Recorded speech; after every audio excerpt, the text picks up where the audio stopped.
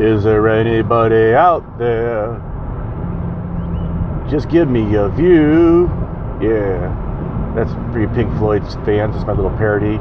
And then my little poetry parody is, a man says to YouTube, "Sir, I exist. However," replies YouTube, "that fact does not instill in me a sense of obligation for subscribers, views," or something. Okay, gotta work on that one. So for the few, the proud that have been watching my adventures, I'm leaving Charleston area now and been here about 3 weeks. Now I still have some footage that I want to, this is Sunday the 22nd, I believe. Anyway, I do have some footage that I'm still going to edit. I mean, you know, if you can call it that. And then, but anyway, upload from Charleston. But anyway, this is like a live update I'm doing now. Not a live update, but a same day update. And so, I don't know what all the police are doing over here for. But anyway, so, yeah, so what I'm doing now is I'm going down to Pensacola, Florida, because my dad is camped there in his RV. I mean, I'm going to be staying in my van at like some other campsite, but it's going to be a pay one, but it's not real expensive. It's a pay one because I didn't see, it doesn't, at least it doesn't look like there's any like free camping that's near enough by there, you know, that's, anyway, as far as like being in the woods and stuff like that, I mean, I kind of need to do, I think I'm realizing I need to, with Charlie and stuff, I really don't think I want to really, at this point, try like urban camping, because I kind of need to like let him like kind of get out a little bit and not be like, you know, anyway. So, and then, so anyway, so I'm going down there, and then, but what I'm doing is I'm planning, if things work out, to actually today stop at Amelia Island, which is near Jacksonville, Florida, so it's about 4 hours away from here. Anyway, so going down there because it looked like it's been on a couple different YouTube channels. Like I think one of them was Justin Van, and then maybe that's the only one I saw. But I also there was a thing on like free campsites. But apparently on Amelia Island, there's like a it's like on the beach, and apparently also there's like a nice free campsite there that even has like showers and stuff, a free RV camp. So it seems like a place where they're kind of like encourage like campers and so forth to be there. So anyway, so we'll check that out. In a quarter mile, use the right lane to take the Mark Clark Expressway, I-526 ramp. Okay. Taking Google directions here. I gotta be kind of careful here. Okay, so I'm gonna be going. Oh, okay, so I'm gonna be going through North Charleston on my way out, which is actually I didn't actually. This is the first time I've. Clark Expressway ramp. This is the first time I've been through North Charleston during this adventure. Now I've heard from people. It seems like from what everybody said, like North Charleston is not the best place in the world, but you know, I don't know. You know, I mean, but you can tell like it looks like Charleston, the city of Charleston itself is pretty rich. It looks like, but anyway. So here we go. Back on the road again. Here I am playing YouTube star again. Continue here I am. Turn the page. West for 15 miles. Okay. Anyway, so yeah, I'm being a little choppy here and saying this stuff just because I kept having Google directions come up. It was in my ear. I don't know if you could hear those or not. So yeah. So as far as Charleston, I mean, it had some good points and some bad points. I mean, part of it, okay, one of the problems is, okay, so I met this guy at the campsite, okay, and basically, you know, he was a guy who, you know, he's a real nice guy and everything, but I kind of got in maybe a little over my head as far as, like, helping him, you know, and stuff like that, because basically his car had broken down and everything, and then, you know, and he needed, like, an alternator, and he was waiting for his transmission to come, and, you know, and everything, and then, you know, so I kind of helped him out some with that, you know, and then I also like was giving him rides places, and you know, and I tried to make it like where I would give him rides downtown, because what he did is he like plays his flute, or not his flute, his recorder for money. I mean, he's trying to get like a regular job, and that's something he's been doing in the meantime. But anyway, but you know, so I tried to make it like whenever I did that, where I could find something to do. Nice view here. that's Charleston that way. So I tried to like, you know, take him down and, you know, find stuff to do to, you know, to kind of justify like driving him downtown and stuff like that. But after a while, it seemed like it was kind of like I was running errands so much for him, and you know, and then it was always like, you know, and I was a lot of times going around his schedule, like, oh, he's got to get there at a certain time, and you know, I don't know. I mean, he's a real nice guy and everything, but I'm just saying, but that was getting kind of wearing on me, always having to like be running all these errands and stuff like that. I still got to do a fair amount of stuff, but it just seemed like I didn't really get to do some of the stuff I really wanted to do, because I was always kind of helping him and stuff like that too, you know. I mean, maybe it wouldn't have made any difference, maybe I wouldn't have done anything differently if, you know, but anyway, but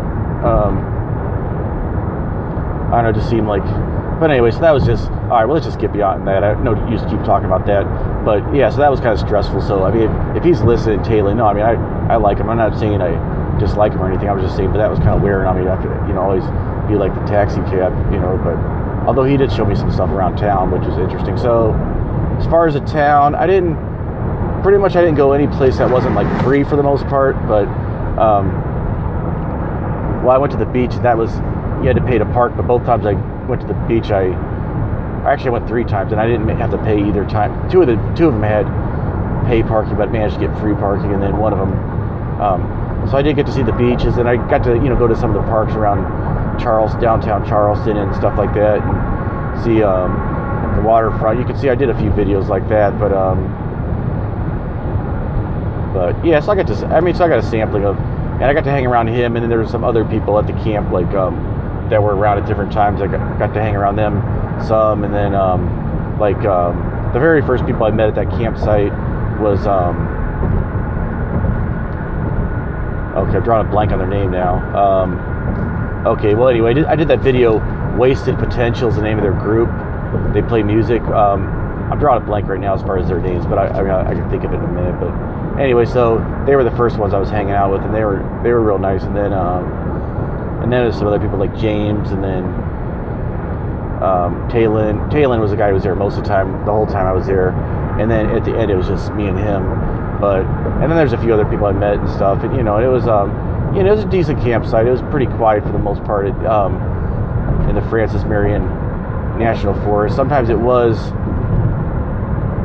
you know, I mean, on the weekend it got a little too busy there, but for the most part it was okay. And I kind of was able to kind of let Charlie kind of go around on his own, you know. I mean, although yeah, technically you're not supposed to, but you know, but it was, you know, nice having Charlie be able to go around, and then and Charlie seemed to really enjoy kind of being out in the woods and stuff, you know, and everything. And then he enjoyed when I got to go to the beach. It seemed like he really, I mean, I did have the thing that happened where Charlie hurt his back, and I had to take him to, I think it might have been because he overexerted himself. He was like kind of wrestling with a bigger dog, and he seemed like he was having fun and everything, but I don't know, he kind of, so I had to take him to the vet and get an x-ray, and I don't know, and I don't know, anyway, it seemed like the next day he was just back to his old self and everything, so that was good. But that was pretty stressful, thinking that, you know, was Charlie gonna die or something, you know, so it's like, you know.